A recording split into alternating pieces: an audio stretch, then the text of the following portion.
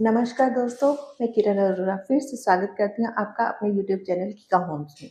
दोस्तों, आज मैं आपको कुछ ऐसे टिप्स बताना चाहती हूँ जो कि रीसेल प्रॉपर्टी अगर आप परचेज़ कर रहे हैं, तो रीसेल प्रॉपर्टी परचेज़ करने से पहले आपको जिन चीज़ों का ध्यान रखना चाहिए, उसमें सबसे पहले आ जाता है आपके डॉक्यूमेंट्स।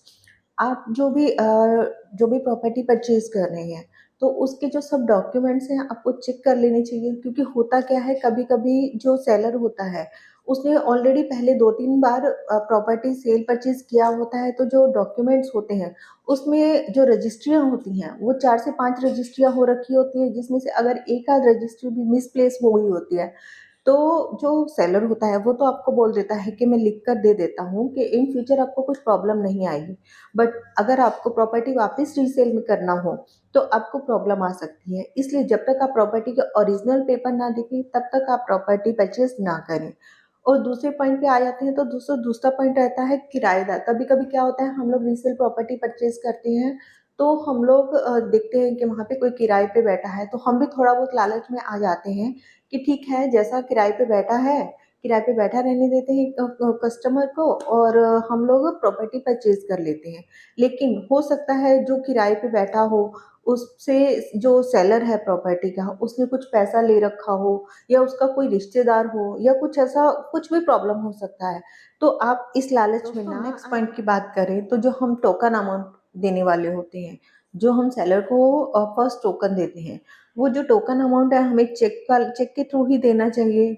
क्योंकि कभी-कभी सेलर बोलता है कि मैं इतना पैसा अगर व्हाइट में लूँगा तो इन फ्यूचर मुझे प्रॉब्लम आएगा, तो आप मुझे चेक में देने की बजाय कैश में पेमेंट दे दीजिए। तो हम क्या करते हैं, हम ये गलती कर देते हैं कि हमारे अगर बैंक में कुछ पैसा पड़ा है, तो हम 2-4 दिन में उसको विथड्रॉ करवा करके फिर हम सोचते हैं कि कैश में जो पेमेंट है वो सेलर को दे देंगे। लेकिन कहीं न कहीं हम भी इनकम टैक्स की निगाह में आते हैं, तो हमें जो फर्स्ट अमाउंट है, वो हमें चाहिए कि हमें चेक के थ्रू ही देना चाहिए। वो हमारे पास एक प्रूफ भी रह जाता है कि हमने इतना टोकन अमाउंट इस प्रॉपर्टी के लिए ओनर को दिया है। क्या अगला पॉइंट जो रहता है वो ये है कि कभी-कभी क्या होता है, अब अभी अगर हम रीसेल प्रॉपर्टी परचेज़ कर रहे हैं, तो वो प्रॉपर्टी किसी फादर या मदर के नाम है, तो आगे उनके बच्चे हैं, फादर या मदर अभी नहीं रहे, तो उनके बच्चे हैं, वो प्रॉपर्टी सेल करना चाहते हैं।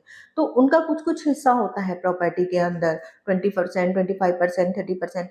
तो जो हम पेमेंट होता है, एक ही ओनर बोलता है, एक ही भाई या बहन है जो वो बोलते हैं कि ठीक है, आप पूरा पेमेंट हमारे अकाउंट में ट्रांसफ़र कर दीजिए, हम आगे का हम अपने आप देख लेंगे। लेकिन नहीं, आपको ऐसा नहीं करना होता है।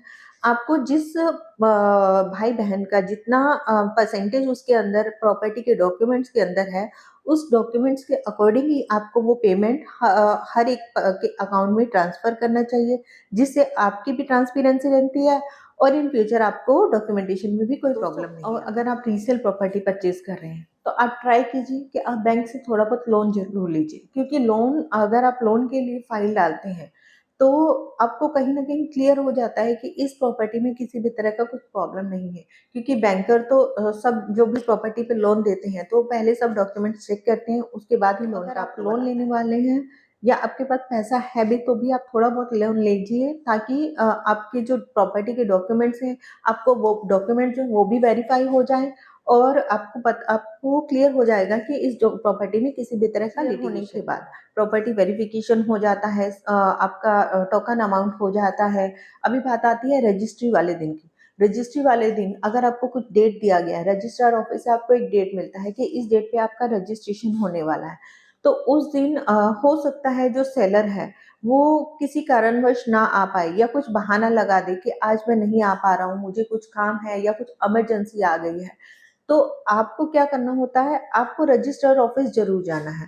रजिस्ट्रार ऑफिस जाइए, वहाँ पे जो रजिस्ट्रार बैठे हैं, उनसे आप बात कीजिए, उनको अपना एंट्री करवाइए कि आज के दिन मेरा रजिस्ट्री होने वाला था, और ऐसे-ऐसे अगर सेलर जो है वो आज नहीं पहुँच पा रहा है या कुछ दिक्कत आ गई है उसको, तो आप उनको सब क्लियर कीजिए, अपना एंट्री करवाइए।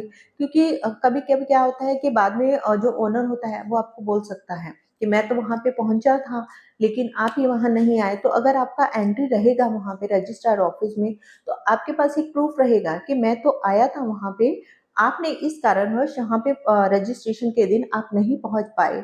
तो उसमें आपके पास एक सेफ्टी के लिए इन फ्यूचर सेफ्टी के लिए आपके पास एक प्रूफ हो जाता है। इसलिए कभी भी आप कुछ भी प्रॉपर्टी परचेज कर रहे हैं तो ये जो छोटे-छोटे टिप्स हैं, लोन का हो गया, एग्रीमेंट वैल्यू हो गया, आपका कैश पार्ट हो गया, रजिस्ट्रेशन का हो गया, ये सब चीज़ों का ध्यान रखते हुए ही आप रीसेल प्रॉपर्टी परचेज कीजिए। कभी भी किसी तरह के बायर के किसी भी झांसे में मत आइए। तो मैं आपसे बार-बार यही निवेदन करती हूँ कि प्रॉपर्टी परचेज कर रहे हैं तो या तो किसी अच्छे कंसल्टेंट से बात करके ही आप प्रॉपर्टी परचेज कीजिए, या आप सब डॉक्यूमेंट्स, अगर आप सब डॉक्यूमेंट्स देखकर अपने लॉयर को दिखाकर या क्लियर होने के बाद ही आप प्रॉपर्टी परचेज कीजिए। अगर आपको मेरा वीडियो अच्छा लगा हो तो मुझे कमेंट बॉक्स में जाके कमेंट ज़रूर कीजिएगा। अगर आपको आपने अभी तक अगर मेरा चैनल सब्सक्राइब नहीं किया है तो मेरा चैनल नंबर दिया गया है। अगर आप मुझसे कॉन्टैक्ट करना चाहते हैं तो नंबर पे मुझसे कॉन्टैक्ट भी कर सकते हैं। आप कमेंट बॉक्स में जाकर कमेंट भी कर सकते हैं। धन्यवाद।